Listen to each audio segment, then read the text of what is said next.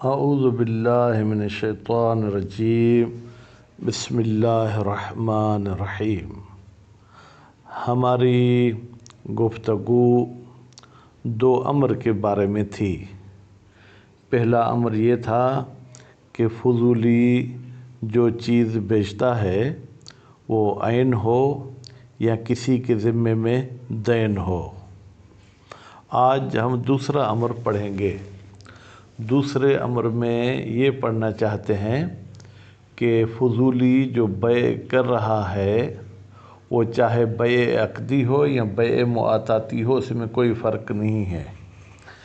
اچھا، بیع عقدی کسے کہتے ہیں اور بیع مؤاتاتی کسے کہتے ہیں؟ بیع عقدی اس بیع کو کہتے ہیں جس میں ایجاب اور قبول ہو۔ بیع مؤاتاتی یہ ہے کہ آپس میں کچھ بھی الفاظ نہیں بولتے ہیں، بس چیز دے دیتا ہے بیچنے والا اور مشتری اس کی قیمت ادا کر دیتا ہے۔ تو اس حوالے سے کہتے ہیں کہ اگر فضولی نے مؤاتاتی طور پر کوئی عقد کیا ہو تو بھی وہ عقد صحیح ہو سکتا ہے، لیکن ایک شرط کے ساتھ کہ ہم مؤاتات میں یہ قائل ہوں کہ مؤاتات بھی ملک کا فائدہ دیتی ہے، یعنی مؤاتات کے ذریعے بھی دونوں شخص مالک ہو جاتے ہیں۔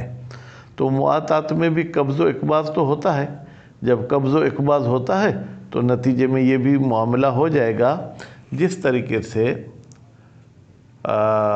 عقد یہ بیع فضولی عقدی محتاج تھی اجازت کی طرف، تو یہ مؤاتات کی صورت میں بھی اجازت کی محتاج ہوگی، اور جب اجازت مل گئی تو پھر ہم کہیں گے احل اللہ البیع، یہ اس مؤاتات کو بھی شامل ہے۔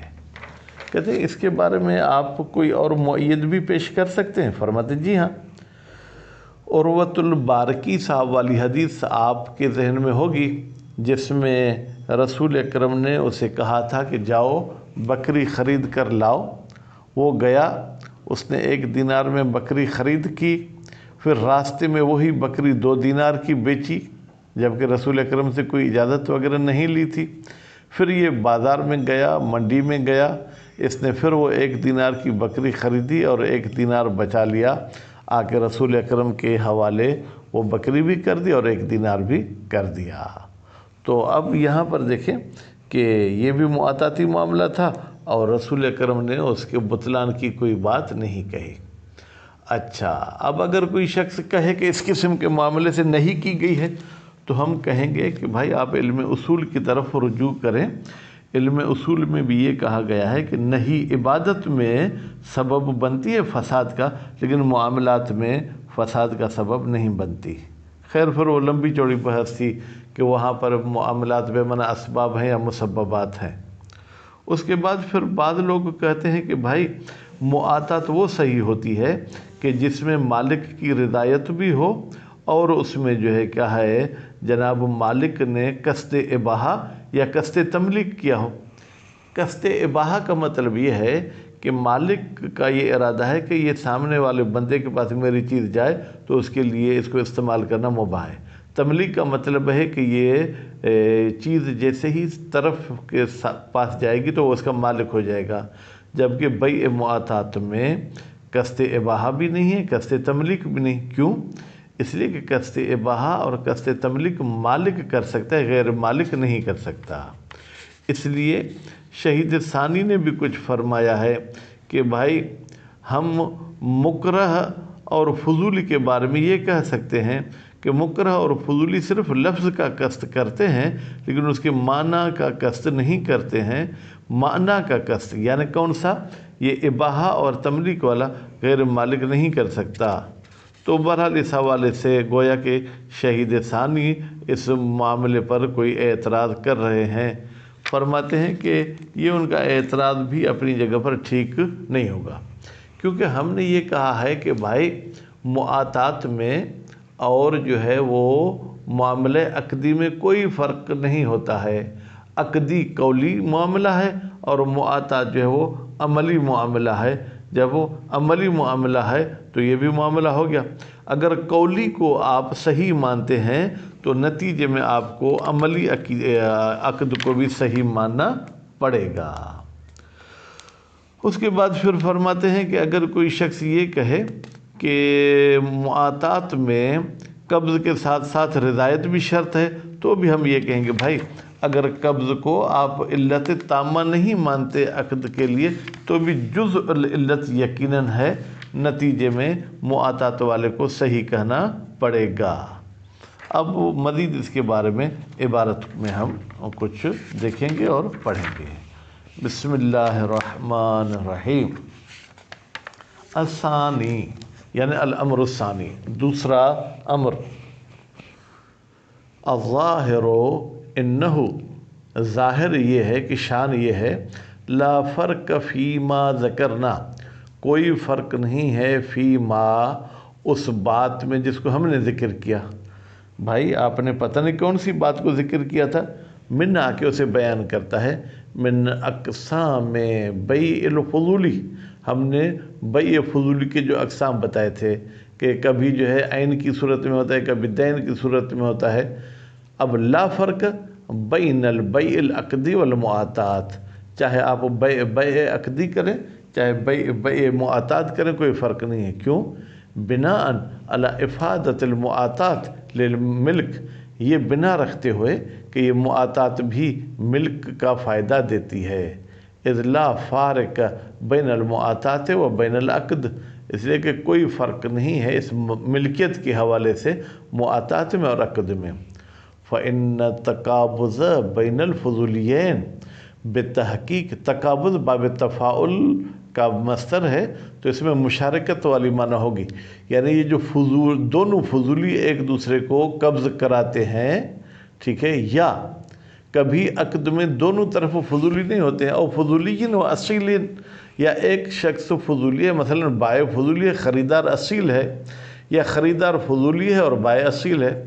اذا وقع بنیت تملک، اذا وقع بنیت تملیک، جب یہ تقابض واقع ہو تملیک یعنی مالک بنانے کی نیت سے، و تملک یا مالک بننے کی نیت سے، فاجازت المالک، ٹھیک ہے، تو پھر فاجازہ المالک ہو، بھائی بس اب وہ بڑھاپا ہو گیا یا اینک نہ ہونے کی وجہ سے، فاجازہ المالک ہو، اور مالک نے بھی اس عقد کی اجازت دے دی، فلا مانع، تو پھر کوئی رکاوٹ نہیں ہے، من وقوع المجاز، کہ واقع ہو جائے گی وہ چیز جس کی اجازت دی گئی ہے، من حین ہی، جب سے یہ قبض و اقباض ہوا تھا، اور من حین الاجازت ہے، یا ہم یوں کہیں کم از کم اجازت سے پہلے چلیں، اگر اس عقد کا کوئی فائدہ نہیں تھا، ٹھیک ہے، عقد واقع نہیں ہوا تھا، تو بھی جیسے ہی اجازت ملی تو یہ عقد اپنی جگہ پر جو ہے کیا ہے، صحیح ہو جائے گا۔ فعموم مثل قولہ تعالی، بس اللہ تعالیٰ کے اس آیت کا عموم، مثل کا لفظ کر رہا ہے کہ صرف یہ اہل اللہ والی آیت نہیں ہے، بلکہ اس قسم کی جو بھی ادلہ ہیں، اہل اللہ البیع شامل لہو، یہ شامل ہو جائے گا جناب اس عقد معاطات کو۔ وَيُؤَيِّدُهُ، اور اسی عقد معاطات کے صحیح ہونے کی تائید کرتا ہے یا تائید کرتی ہے روایت عروۃ البارقی، جناب عروۃ البارقی کی روایت، حیثو، جبکہ اس روایت میں کیا تھا، ان ظاہر وقوع المعاملت بالمعاطات، بارقی صاحب کا جو معاملہ ہوا تھا وہ بیعت و اشتریت و لفظی نہیں ہوا تھا بلکہ معاطات کے ذریعے ہوا تھا۔ وَتَوَہُمُ الْإِشْكَالِ فِيهِ، اور اگر کوئی شخص اشکال کا توہم کرتا ہے اس بارقی کے معاملے میں، من حیث، اس لحاظ سے کہ ان الاقباض، بتحقیق کہ جو قبض کرانا تھا، الذی یحصل بہ تملک، وہ اقباض کے جس کے ذریعے مالک بننا حاصل ہوتا ہے، محرم، بھائی یہ تو اقباض حرام تھا۔ کیوں؟ لکون الاقباض تصرفا فی مال الغیر، اس لیے کہ یہ جو اقباض کرایا گیا تھا یہ تصرف تھا مال غیر میں، فلا یترتب علیہ اثر، تو نتیجے میں اس اقباض پر کوئی بھی اثر یعنی ملکیت والا اثر مترتب نہیں ہوگا، فی غیر محلہ، یہ فی غیر محلہ ہی توہم الاشکال کی گویا خبر ہے۔ وَالتَّوَہُمُ الاشکال فی غیر محلہ، یہ اشکال کا توہم کرنا غیر محل میں، یعنی خواہ مخواہ فضول یہ اشکال کا توہم کیا گیا ہے۔ کیوں؟ اذ قد لا یحتاج الا اقباض مال الغیر، یا لا یحتاج جو پڑھتے ہیں، اس لیے کہ کبھی کبھی کوئی احتیاج ہی نہیں ہوتا کہ مال غیر کو قبض کرایا جائے۔ کیسے؟ کما لو اشتری الفضولی لغیرہ، جیسے کہ فضولی خرید کرتا ہے کسی غیر کے لیے پھر ذمت اپنے ذمے میں، تو وہاں کوئی اقباض تو نہیں کرا، بھائی فلاں کے لیے یہ کپڑے دے دو، ٹھیک ہے، تو اب قیمت یہ ادا نہیں کر رہا ہے، ما انہ قد یقع اقباض، اور کبھی کبھی اقباض بھی واقع ہوتا ہے لیکن مقروناً برضا المالک، اقباض کے ساتھ ساتھ مالک کی رضایت بھی ہوتی ہے، بناء علی ظاہر کلامہم، یہ ہم بنا رکھتے ہیں علماء کے کلام کے ظاہر پر۔ وہ کیا ان کے کلام کا ظاہر تھا؟ من ان العلم برضا، بتحقیق کہ جب وہ فضولی کو علم ہوتا ہے کہ مالک راضی ہوگا تو پھر لا یخرج المعاملۃ عن معاملۃ الفضولی، تو یہ معاملہ فضولی معاملے سے خارج نہیں ہوگا۔ اب اگر کوئی شخص کہے کہ نہیں آئی تھی کہ کسی اور کے مال میں آپ تصرف نہ کریں، لا يدل علی الفساد، یہ نہیں بھی فساد پر دلالت نہیں کرتی ہے۔ ان نہیں لو دل، اگر یہ نہیں معاطات میں فساد پر دلالت کرے تو لدل علی عدم ترتب الاثر المقصود، تو پھر یہ تو دلالت کرے گی کہ بھائی وہ اثر جو مقصود تھا تملیک والا وہ ہوا، پھر خود اثر مقصود کی وضاحت کرے۔ استقلال الاقباض فی سببیہ، کہ یہ اقباض کرانا مستقل ہے سبب ملکیت میں، فلا ینافی، تو یہ نہیں منافات نہیں رکھتی، یا یوں کہیں کہ یہ جو اثر مقصود ہے منافات نہیں رکھتا فی کون الاقباض جزء سبب، بھائی اقباض علت تامہ نہیں ہے تملیک کا لیکن جزء سبب ہے۔ وربما یستدل علی ذلک، اور استدلال کیا جاتا ہے اس جزء سبب والی بات پر، بأن المعاطات منوطۃ بالتراضی، یا یوں کہیں بھائی ذالک کا اشارہ پلٹا ہے کہ استدلال کیا جاتا ہے کہ یہ معاطات فضولی باطل ہے۔ کیوں؟ بأن المعاطات منوطۃ بالتراضی، بھائی معاطات میں شرط ہے رضایت مالک کی، اور معاطات میں شرط ہے اباحہ کا قصد، اور معاطات میں شرط ہے تملیک۔ اب قصد اباحہ پر تملیک کو او کے ذریعے عطف کیا ہے، یعنی یہ دونوں کا ایک ساتھ ہونا ضروری نہیں ہے، دونوں میں سے کوئی ایک، قصد اباحت ہو یا تملیک ہو، وہما، اب ہما کی ضمیر کہاں پلٹائیں گے؟ تراضی کی طرف اور قصد اباحہ کی طرف۔ اب قصد اباحہ اور تملیک کو آپ ایک چیز مانیں کیونکہ او کے ذریعے عطف ہوا ہے، من وظائف المالک، بھائی یہ رضایت بھی مالک کی ذمہ داری ہے اور قصد اباحہ یا تملیک بھی مالک کی جو ہے ذمہ داری ہے۔ ولا یتصور صدورہما، ان دونوں کا یعنی کیا؟ یعنی تراضی اور قصد اباحت یا تملیک اس کا صادر ہونے کا تصور نہیں کر سکتے من غیر المالک، غیر مالک سے۔ ولذا ذکر شہید ثانی، اسی بات کی وجہ سے، کون سی؟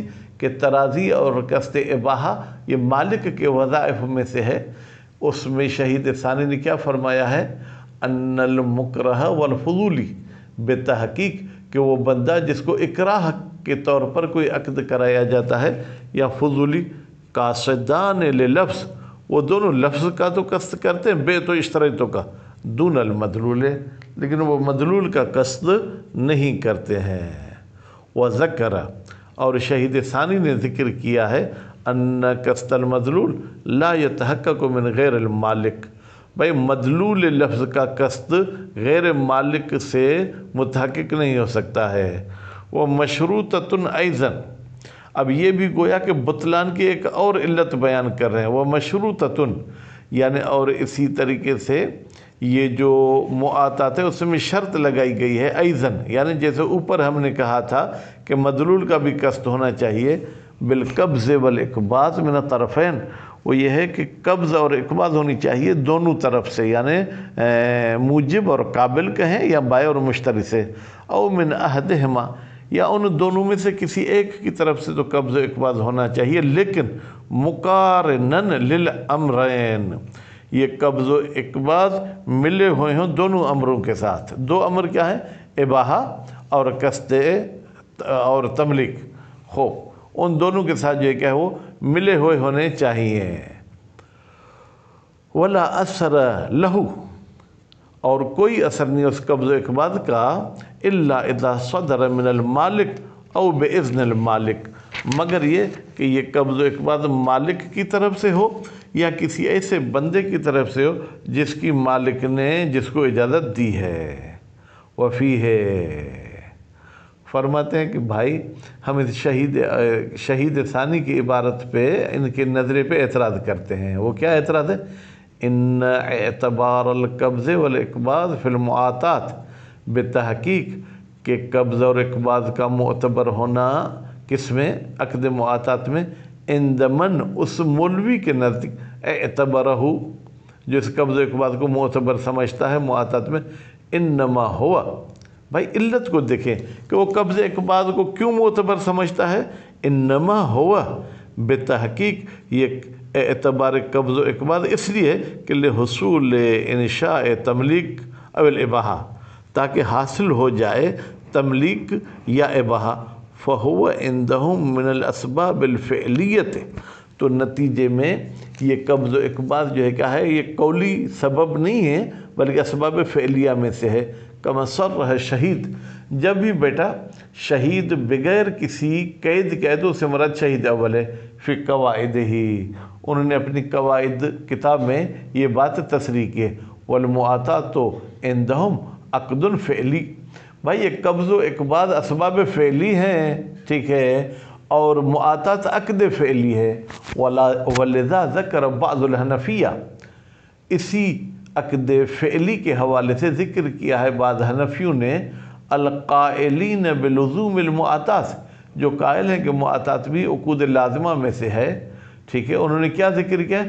ان البیع ینعقد بالایجاب والقبول، کہ بھائی بیع منعقد ہوتی ہے چاہے آپ قولی ایجاب و قبول کریں و بالتعاطی، یا آپ جو ہے کیا ہے معاطات کے ذریعے جو ہے وہ عقد کریں، بیع کریں۔ وحینئذ، جب اس بات کو مد نظر رکھا جائے کہ بھائی بیع یا عقد قولی بھی ہو سکتا ہے، فعلی بھی ہو سکتا ہے، فلا مانع، تو پھر کوئی رکاوٹ نہیں ہے، من ان یقصد الفضولی باقباضہ، کہ قصد کرے فضولی جب وہ قبض کرا رہا ہے، المعنی القائم بنفسہ، وہ معنی جو قائم ہے کس حوالے سے؟ معنی قائم ہے بنفس سے ہی، خود معنی مستقل موجود ہے۔ المقصود من قولی ملکتو کا، آپ لفظی طور پر اگر کسی کو کہیں گے ملکتو کا، میں نے تجھے مالک بنا دیا، تو یہ عمل بھی گویا کہ ملکتو کا قائم و مقام ہے۔ وَاعْتِبَارُ مُقَارَنَةِ رضا من المالک، اور یہ جو آپ نے فرمایا کہ معتبر ہے کہ مالک کی رضایت ہونی چاہیے اس عقد کے ساتھ ساتھ انشاء فعلی میں، دون القولی، اب قولی میں تو رضایت کی مقارنت کو شرط نہیں مانتے، فعلی میں مانتے، ما اتحاد ادلت اعتبار رضا، جبکہ رضایت کے معتبر ہونے والے دلیل متحد ہیں، یعنی وہ کہتے ہیں کہ اگر اعتبار رضا معتبر ہے تو عقد قولی میں بھی معتبر ہے، عقد فعلی میں بھی معتبر ہے۔ وطیب نفس فی حل مال الغیر، اور ہم کہتے ہیں کہ بھائی طیب نفس یعنی اس کا راضی ہونا چاہیے کہ اگر غیر کا مال آپ حلال کرنا چاہتے ہیں، لا یخلو ان تحکم، یہ آپ زورگوئی کر رہے ہیں، یہ پاکستانی سیاست کر رہے ہیں کہ بھائی ایک ہی شہر میں آپ 2 قانون چلانا چاہتے ہیں، نہیں، اگر آپ معتبر مانتے ہیں اعتبار رضا کو تو پھر قولی فعلی دونوں میں ہونی چاہیے۔ وما ذکرہ الشہید الثانی، اور وہ بات جس کو ذکر کیا شہید ثانی نے وہ کیا تھا کہ بھائی فضولی صاحب مدلول کا قصد نہیں کرتا، لا یجدی، وہ کوئی فائدہ نہیں دے گا، فی ما نحن فیہ، اس بات میں جس میں ہم ہیں، ہم تو انشاء فعلی کی بات کر رہے ہیں، لأننا لا نعتبر، اس لیے کہ ہم معتبر نہیں سمجھتے ہیں، فی فعل الفضولی، فضولی کے کاموں میں، ازید من القصد الموجود فی قولہ، بھائی یہ جو آپ قولی عقد کر رہے تھے ملکتو کا، تو ہم چاہتے ہیں کہ بس وہی ہونا چاہیے، لعدم دلیل، اس سے اضافی چیز پر ہمارے پاس کوئی دلیل نہیں ہے۔ ولو ثبت، اگر ہم کہیں کہ ثابت ہے کہ اصل عقد سے اضافی وہ مقارنت رضا بھی ہونی چاہیے، लसबत मिन्हो एतबारुल मुकारना फिल अक़दिल कौली अइज़न। भाई मुआतात में अगर मुकारनत और रिदा शर्त है तो फिर अक़द कौली में भी शर्त होनी चाहिए, हालांकि उसमें शर्त नहीं है। इल्ला अन युकाल, मगर ये कि आप थोड़ा सा फ़र्क के कायल हो जाएं, किसमें, अक़द कौली और मुआतात में। इन मुक़्तज़ा दलील ज़ालिक, बेतहक़ीक़ के दलील की तकाज़ा यही है। ज़ालिक का इशारा कहाँ जाएगा, मुकारनत वाली तरफ। खरज अनहु, फिर इस मुकारनत वाली बात से खारिज हो गई है किसी ख़ास दलील की वजह से। मुआमलतुल फ़ुज़ूली इज़ा वक़अत बिल कौल, भाई फ़ुज़ूली का मामला जब कौली हो तो वो इस कानून से खारिज हो गया, इस्तिस्ना हो गया। अगर ऐसी बात कहते हैं फिर तो हम मुआतात को गलत कह सकते हैं, लेकिन अगर आपके पास कोई ऐसी दलील नहीं है जो फ़ुज़ूली कौली को मुकारनत रज़ा से खारिज करे तो फिर कौली और फ़ेली में कोई फ़र्क नहीं है। लाकिन्नका कद अरफ़्त, लेकिन आप पहचान चुके, कहाँ पर, फ़ुज़ूली के बहस के इब्तिदा में, अन्न अक़दल फ़ुज़ूली लैसा अला ख़िलाफ़िल क़ाइदा, भाई अक़द फ़ुज़ूली फ़िक़ही क़वानीन के मुखालिफ नहीं है। क्यों, इसलिए कि उसमें सिर्फ कस्द होना चाहिए, रज़ायत के साथ तो मुकारनत शर्त नहीं है। नाम लौ कुलना, हाँ अगर हम कायल हो जाएं, इन्नल मुआतात ला युअतबर फ़ीहा कब्ज़, कि भाई मुआतात में कब्ज़ शर्त नहीं है। वलो इत्तफ़क़ महा, ठीक है, अगरचे कभी कभी वो कब्ज़ भी मुआतात में हो जाता है, बल सबबुल मुस्तक़िल हो तराज़ी। आप कहते हैं कि भाई मुआतात कोई सबब नहीं है इस अक़द के अंजाम देने में, बल्कि सबब मुस्तकिल अक़द के हवाले से क्या, वह तराज़िल मालिकैन, वो ये है कि दोनों मालिक राज़ी हों किस पर, बेमिल्कियत कुल्ल मिनहुमा, वो दोनों चाहते हैं कि हम दोनों में से हर एक मालिक हो जाए, किसका, ले माल साहिब ही, अपने दूसरे तरफ का जो हमारे साथ मामला कर रहा है हो। मुतलकन का मतलब क्या है, अगरचे माल उसके पास न पहुँचे लेकिन हम मालिक होने पर राज़ी हैं। और वसूल हेमा, या दोनों की तरफ माल पहुँच भी गया, और वसूल आदिमा, या दोनों में से किसी एक के पास पहुँच गया, तो फिर इस सूरत में जब हम जनाब तराज़ी मालिकैन को सबब मुस्तकिल मानते हैं तो फिर लम युअकल वक़ूअहा मिनल फ़ुज़ूली, तो फिर माक़ूल नहीं है कि ये मुआतात फ़ुज़ूली की तरफ से वाक़ हो। नाम अलवाक़ मिनल फ़ुज़ूली, हाँ वो चीज़ जो फ़ुज़ूली अंजाम दे सकता है वो ईसालुल माल, हाँ माल पहुँचा सकता है। वल मफ़रूज़ अन्नहु ला मदख़ल लहू फ़िल मामला, जबकि फ़र्ज़ यह है कि ईसाल माल की कोई दखालत नहीं है मामले में, सिर्फ रज़ायत शर्त है। फ़इज़ा रज़ियल मालिको बेमालिकियत मन वसल इलैहिल माल, बस जब मालिक राज़ी हो गया कि मालिक बन जाए वो शख्स के जिसकी तरफ माल पहुँचा, तहक़्क़क़तल मुआतात, तो फिर मुआतात मुतहक़्क़िक़ हो जाएगी। मिनहीन रज़ा, माल के पहुँचने से मुआतात नहीं होगी, जैसे ही रज़ायत हुई तो मुआतात भी हो जाएगी। वल्लम यकुन इजाज़तुन ले मुआतातिन साबिक़ा, फिर तो मुआतात साबिक़ा के लिए कोई इजाज़त नहीं है, क्योंकि हम कहते हैं मुआतात की कोई हैसियत ही नहीं है, रज़ायत की हैसियत है। लाकिन्नल इंसाफ़, अब हमारे उस्ताद भी कहते थे कि वैसे तो दलील 4 बताए जाते हैं, लेकिन शेख अंसारी के पास दलील 5 हैं, 5वीं दलील उनकी इंसाफ है। अब इंसाफ में ये क्या फरमाते हैं, इन हाज़ल माना बेतहक़ीक़, ये माना कौन सी, कि आपने कहा रज़ायत के साथ जो है क्या है, मुआतात भी वजूद में आ जाती है। गैर मक़सूदन लिल उलमा, उलमा ने इसका कस्द नहीं किया है, कहाँ पर, फिर उन्वानिल मुआतात, मुआतात के उन्वान में। व इन्नमा कस्तुहुम इलल अक़दिल फ़िअली, उलमा ने मुआतात से कस्द किया है अक़द फ़िअली का, रज़ायत को मद्देनज़र नहीं रखा। हाज़ा कुल्लुहु अलल मिल्क, ये पूरी की पूरी बहस उसमें है कि मुआतात के ज़रिए हम मिल्क के कायल हो जाएं। लेकिन अम्मा अलल कौल बिल इबाहा, अगर हम कायल होते हैं कि मुआतात के ज़रिए इबाहा हासिल होती है, यानी सामने वाले तरफ के लिए इस चीज़ में जो है क्या है इस्तेमाल मुबाह हो जाता है, फ़युमकिनुल कौल बिबुतलानिल फ़ुज़ूली, اباحہ کی صورت میں ہم فضولی کو باطل کہہ سکتے ہیں، فضولی معاطات کیوں؟ لأن افادت المعاملہ المقصود بها الملک للاباحہ خلاف القاعدت، اس لیے کہ معاملے کا فائدہ پہنچانا المقصود بہا جس معاملے کے ذریعے قصد کیا گیا ہے کہ بھائی سامنے والا مالک ہو جائے اباحہ کا، یہ قاعدے کے خلاف ہے۔ فَيُقْتَصَرُ فِيهَا تو نتیجے میں اکتفا کیا جائے اس اباحے والی بات پر علی صورت طاعت المالک، مالک جب ایک دوسرے کے ساتھ راضی ہوں، ما ان حصول الاباحہ قبل الاجازت غیر ممکن، جبکہ اباحہ کا حاصل ہونا اجازت سے پہلے غیر ممکن ہے۔ والآثار الآخر، اس کے علاوہ دوسرے جو آثار ہوتے ہیں اس معاملے پر، جیسے بیع المال، بھائی میں نے معاطات کے طور پر آپ سے کوئی چیز لی تو میں اس کو بیچ سکتا ہوں۔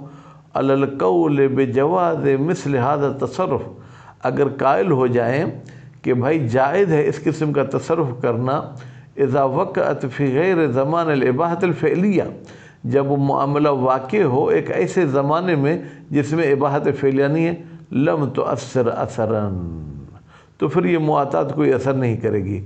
فاذا اجاز المالک حدث الاباحۃ من حین الاجازہ، بس جب مالک نے اجازت دی تو اجازت کے ساتھ ساتھ اباحہ بھی وجود میں آ جائے گی۔ اللہم الا ان یقال،